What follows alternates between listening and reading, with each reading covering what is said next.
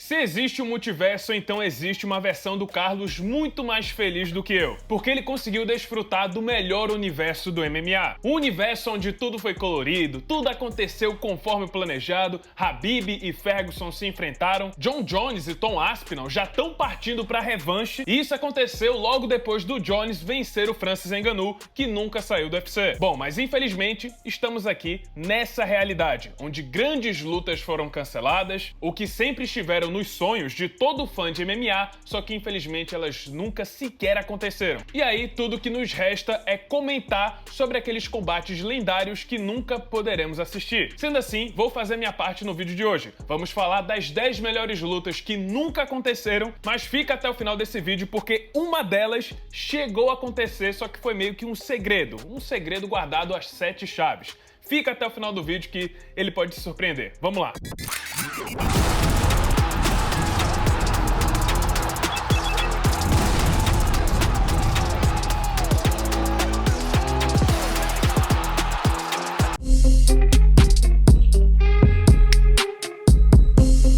Sabe essa situação entre o Jon Jones e o Tom Aspinall? Bom, uma coisa bem parecida aconteceu há mais ou menos 10 anos atrás. No início da década passada, Dominick Cruz era o rei do peso galo e enfrentaria o seu grande rival, o Urijah Faber, no UFC 149. Só que o Cruz acabou rompendo o ligamento cruzado anterior do joelho e com isso Renan Barão enfrentou e venceu Faber pelo cinturão interino. Na época, o brasileiro vinha de uma série incrível de 30 vitórias seguidas em sua carreira no MMA. E no UFC, ele estava destruindo adversário atrás do outro. Era chute rodado pra lá, nocaute fantástico pra cá. O problema é que houveram diversas complicações com a cirurgia do Dominick Cruz. E o retorno do campeão, que era esperado para o final de 2012, acabou se estendendo até 2014. E nesse meio tempo, o Renan Barão teve que defender o cinturão interino 2 vezes seguidas. Até que finalmente a luta entre Cruz e Barão foi marcada para o UFC 169, só que chegando perto da luta, o Cruz sofreu uma nova lesão, dessa vez na virilha. Com isso, o UFC cansou de esperar, tirou o cinturão do Cruz e promoveu o Barão a campeão linear. Infelizmente, nesse mesmo ano, o Barão acabou sendo derrotado pelo TJ Dillashaw, uma derrota que mudaria sua carreira para sempre e que o afastaria de uma vez por todas do cinturão dos galos. Então, mesmo quando o Cruz voltou em 2016 vencendo Dillashaw e recuperando seu cinturão, o Barão já estava em outra realidade, muito distante daquele brasileiro que aterrorizou a categoria dos galos em meados de 2012. Logo depois de nocautear José Aldo em 13 segundos, Conor McGregor deixou bem claro qual seria o seu próximo objetivo. Ele iria buscar o cinturão dos leves para se tornar o primeiro duplo campeão da história do UFC. E na época, o dono desse título era o brasileiro Rafael dos Anjos, que já tinha se desentendido com Conor McGregor em uma coletiva de imprensa em 2015 e desafiou o irlandês logo depois que ele venceu o Donald Cerrone no final desse mesmo ano. A luta de fato chegou a ser marcada para o UFC 196 em março de 2016, inclusive teve coletiva de imprensa, teve encarada, mas acabou sendo cancelada faltando 11 dias para o evento, devido a uma lesão no pé do brasileiro. E acabou que esse foi um dos maiores efeitos borboleta da história do MMA, porque foi a partir dessa lesão que o Nate Diaz entrou no lugar do brasileiro e tivemos o início de uma das maiores rivalidades da história do UFC. E também o nascimento de uma grande estrela do esporte. Parem pra pensar, se não fosse a lesão do Rafael dos Anjos, Nate Diaz jamais teria vencido Conor McGregor e sem essa vitória, ele nunca seria a estrela que é hoje. A rivalidade com Conor jamais teria acontecido e nunca teríamos um cinturão BMF. Por um lado, perdemos uma grande luta, mas por outro, pelo menos, ganhamos o Nate Diaz. E, falando no diabo, depois de quase 2 anos parado desde a revanche com Conor, Nate Diaz estava pronto para voltar para o peso leve e enfrentaria Dustin Poirier no UFC 230, marcado para novembro de 2018. Acho que muita gente esqueceu que essa luta foi marcada, inclusive fizeram uma encarada entre os dois e coletiva de imprensa também para o UFC 230. Só que infelizmente essa alegria durou poucos meses, porque se aproximando do evento, o Dustin Poirier acabou sofrendo uma lesão no quadril. E depois disso, a luta sequer chegou perto de acontecer novamente. Poirier viria a se tornar campeão interino dos leves e um dos maiores nomes da divisão, enquanto Nate Diaz nunca mais passou perto dessa categoria, ficou nos meio-médio. E assim, por mais que não tivesse tanto peso esportivo na época, não há como negar que seria um baita banho de sangue. Dustin Poirier estava se aproximando do seu auge e o Nate Diaz ainda estava em forma, entregaria sim uma boa luta, embora eu acredite que o Poirier ainda assim venceria esse combate.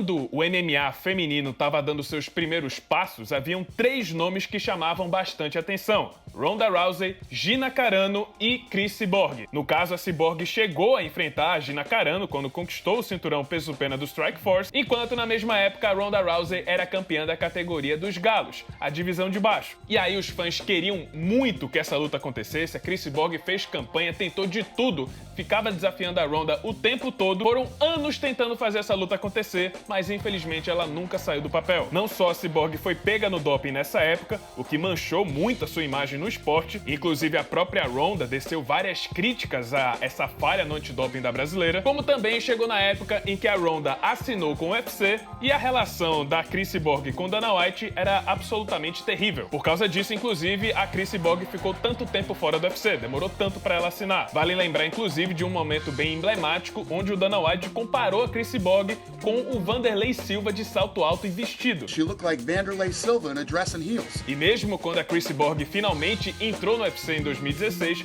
a Ronda Rousey já estava na reta final da sua carreira, depois de ter sofrido derrotas traumáticas para a Holly Holm e a Amanda Nunes.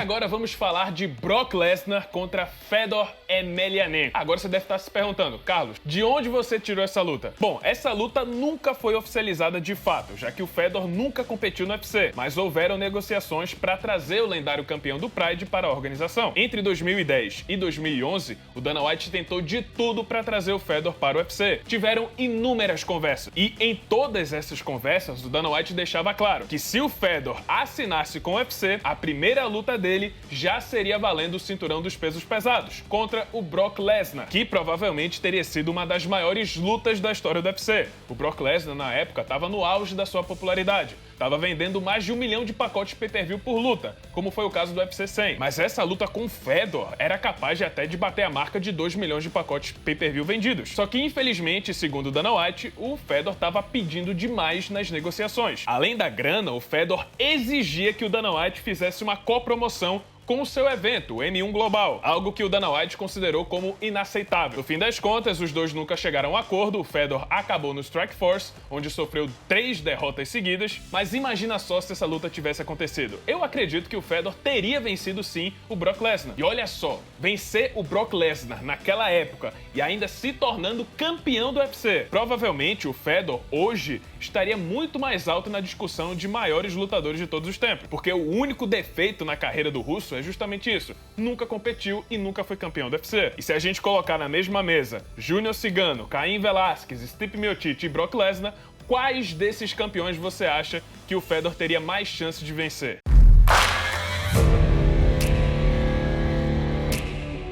Talvez seja um desejo pessoal meu, mas eu queria muito ter visto Alexandre Pantoja e Demetrious Johnson se enfrentando no UFC. O Demetrious Johnson, o deus em carne e osso da divisão dos moscas, e o Alexandre Pantoja, que pode chegar nesse patamar nos próximos anos. Infelizmente, os dois sequer chegaram perto de se enfrentar. Pantoja estreou no UFC 1 ano antes do Mighty Mouse deixar a organização, e recentemente o americano anunciou a sua aposentadoria do esporte. Então é muito improvável essa luta acontecer hoje em dia. E mesmo que acontecesse, já não seria mais o mesmo Demetrious Johnson que defendeu seu cinturão 11 vezes seguidas. Mas confesso que eu ficaria extremamente intrigado em ver Alexandre Pantoja contra Demetrious Johnson. E quero saber de vocês, deixa aí nos comentários quem vocês acham que iria vencer essa luta, Demetrious Johnson ou Alexandre Pantoja, considerando os dois no auge.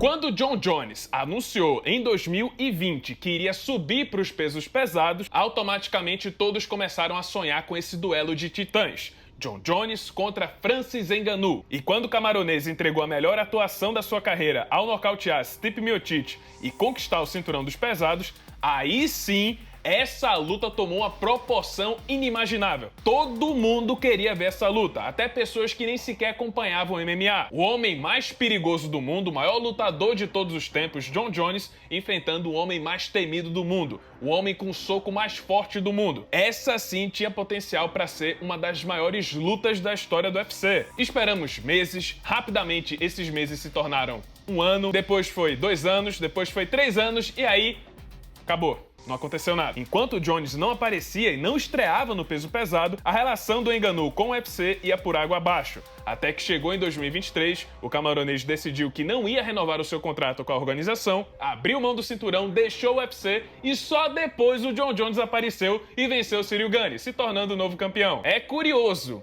que só teve 2 caras em toda a sua carreira que o Jon Jones negou até o fim. Não quis enfrentar os dois de jeito nenhum. Foi o Francis Ngannou e tá sendo agora o caso do Tom Aspinall. Como ainda estamos no presente e Jon Jones e Aspinall ainda tecnicamente não se aposentaram, eu vou deixar essa luta de fora da lista e vou colocar aqui Jon Jones e Francis Ngannou. Mas comenta aí, você acha que o Jon Jones fugiu do Francis Ngannou? Deixa aí sua opinião nos comentários.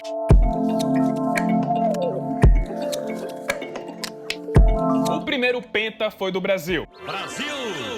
Mas o segundo foi da luta mais amaldiçoada da história do UFC, que foi marcada 5 vezes durante 5 anos e nunca aconteceu. Você precisava estar lá desde o início para entender a magnitude que a luta entre Khabib Nurmagomedov e Tony Ferguson atingiu. Você precisava estar lá. Era o homem que nunca sangrou contra aquele que fazia todos sangrarem. Aquele que não cansa contra aquele que sufoca seus adversários. A força imparável contra o inimigo indestrutível. Essa era a maior luta que o peso leve poderia ter e uma das maiores lutas da história do UFC. E aí foi cancelado uma vez por causa do Khabib, na segunda por causa do Ferguson, na outra por causa do Khabib de novo, depois do Ferguson de novo. Enfim, toda vez que a luta era cancelada, maior ela ficava, porque cada um enfrentava outro adversário.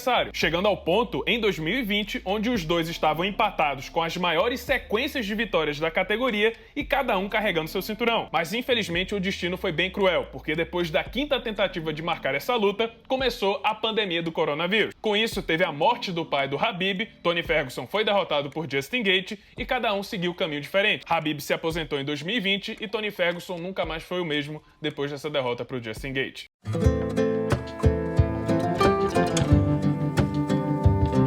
Para pensar, entre 2011 e 2013, vivemos uma época onde os 3 maiores lutadores de todos os tempos eram campeões ao mesmo tempo. Era Georges St-Pierre nos meio médios, Jon Jones nos meio pesados e entre esses dois tava lá Anderson Silva como campeão dos médios. E o brasileiro era o único que tinha chance de enfrentar os dois, porque ele podia subir ou descer de categoria. Durante um bom tempo, os fãs sonharam em ver Anderson Silva contra Georges St-Pierre. Na verdade, há muito mais tempo do que eu falei, porque desde 2008 os dois eram campeões vizinhos. O Jon Jones só chegou depois, em 2011. Só que infelizmente o canadense não era muito fã da ideia de enfrentar o Spider. Ele pedia, na verdade, que o brasileiro descesse de categoria, cortasse peso até bater os 77 quilos, algo que era impossível para o Anderson Silva naquela altura da carreira. No final das contas, a luta não aconteceu. Anderson Silva perdeu seu cinturão em 2013 e nesse mesmo ano Georges St-Pierre se aposentou pela primeira vez. Mas aí o cara de pau voltou em 2017, agora sim, lutando no peso médio, já que o campeão era o Michael Bisping, uma luta bem invencível para o canadense. Anderson ainda estava ativo na época, mas já estava com seus 41 anos e estava bem distante de disputar o cinturão de novo. De qualquer forma, o St-Pierre se aposentou no ano seguinte e mais uma vez perdemos a última chance de ver essa luta acontecendo.